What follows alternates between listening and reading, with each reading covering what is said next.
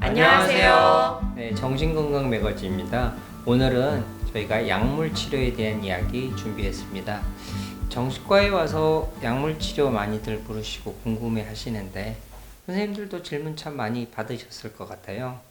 네, 제일 많이 받는 질문이 약 중독되는 거 아니냐. 네, 이 얘기를 맞아요. 아마 네. 정말 제일 많이 들으실 네. 것 같습니다. 이선아 선생님 어떻게 생각하세요?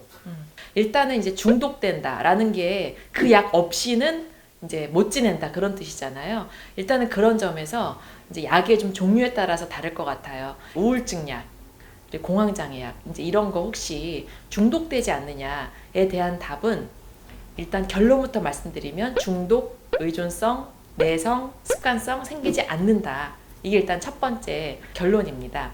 그리고 또 우리가 많이 또 궁금해 하시는 게 수면제 같은 거 중독되지 않느냐. 그래서 습관성 생길까봐 수면제를 최대한 안 먹으려고 한다. 이렇게 말씀하시는 분도 있는데요. 수면제도 중독성, 의존성, 내성, 습관성 결론적으로는 없다. 최근 수면제는 없다라고 말씀드릴 수 있겠습니다.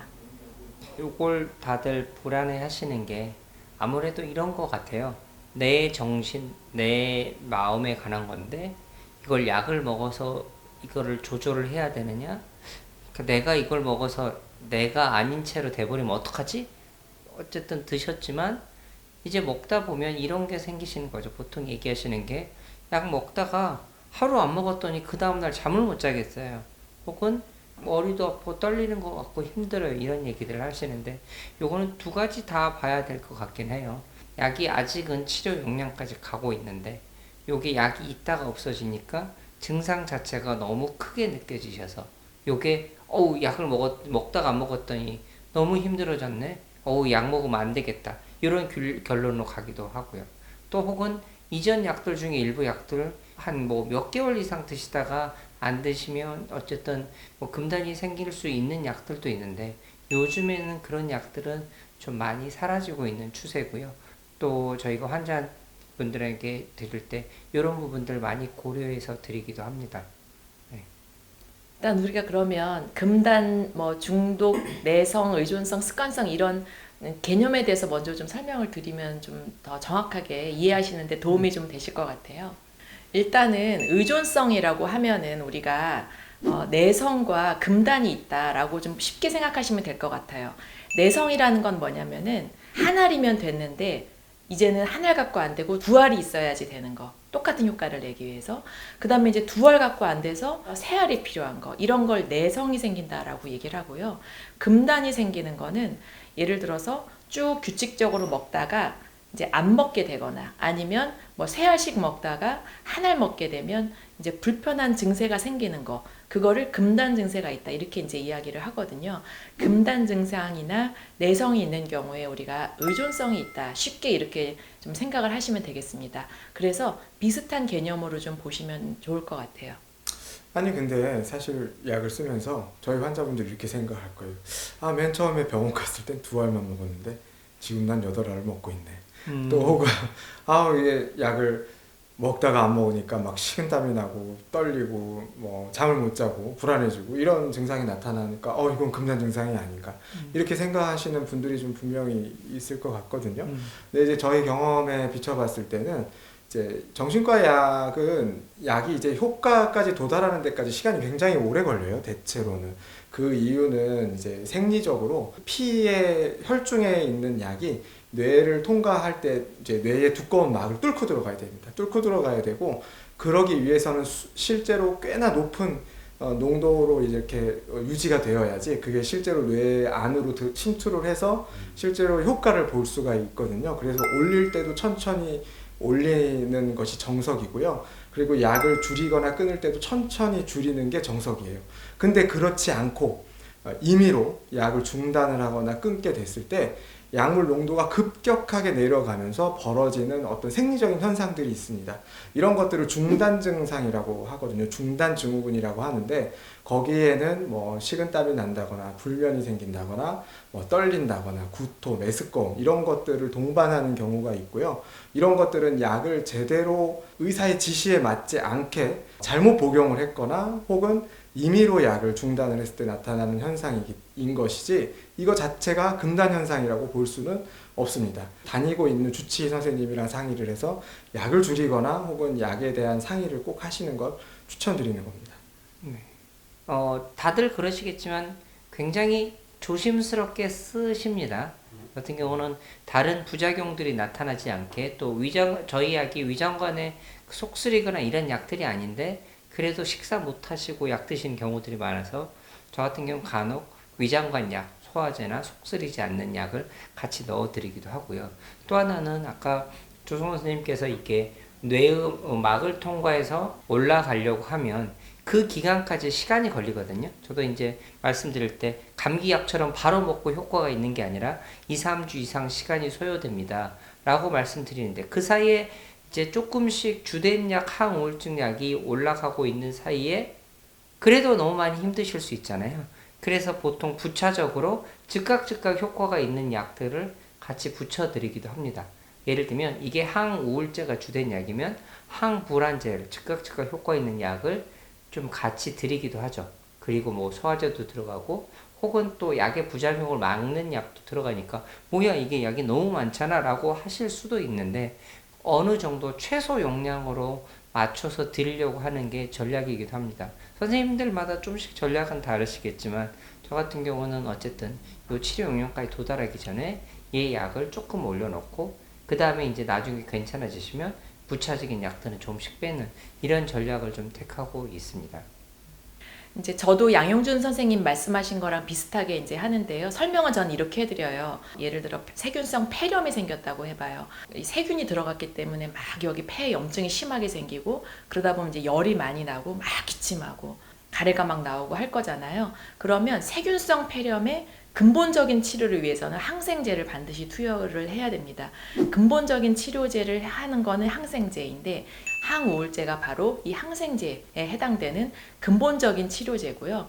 그 이외에 이제 말씀하신 대로 신경안정제, 항불안제, 신경안정제나 수면제 이런 거는 이제 보조적인 건데 예를 들어서 우리가 세균성 폐렴이 생겼다고 했을 때 항생제만 투여를 하지 않거든요.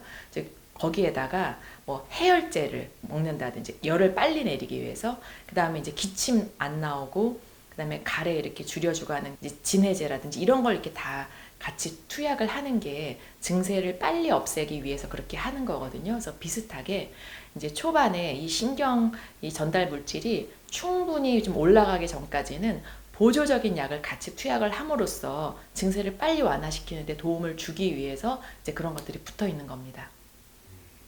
그 다음에 이제 또 얘기 많이 나오는 게 이제 나는 약 안 먹고 치료하고 싶다.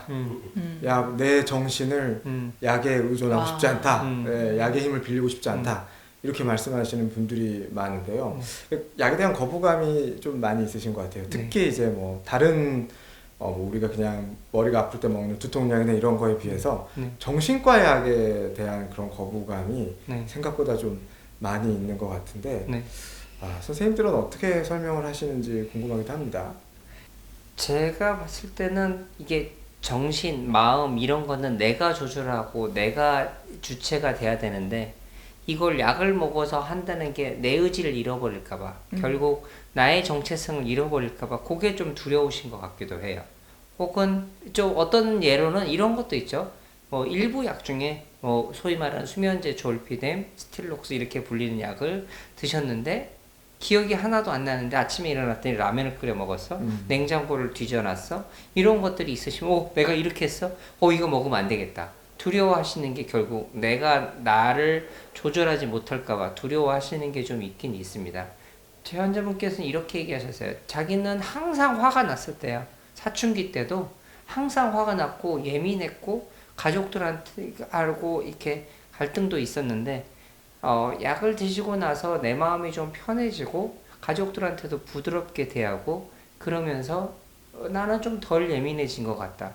그런데 이게 좀 많이 혼란스럽다. 어떤 게 나인지 이런 얘기를 하시는데 저는 그냥 그래서 얘기 드립니다. 둘 다 자신이시라고. 그런데 이제 어떤 범주 내에서 어떻게 취할지 그리고 이제 너무 예민해서 힘들어진 부분을 좀 대신 줄이고 그 다음에 내가 예민하지만 좋은 부분들 이런 예술을 하는 분들한테는 이런 부분들을 살리고 이렇게 할 수 있는 것들이 약에 오히려 도움을 받을 수도 있죠. 약을 드셔서 나의 어떤 어느 정도를 유지하시는 게 오히려 정체성을 살리는 길이라고 생각이 듭니다.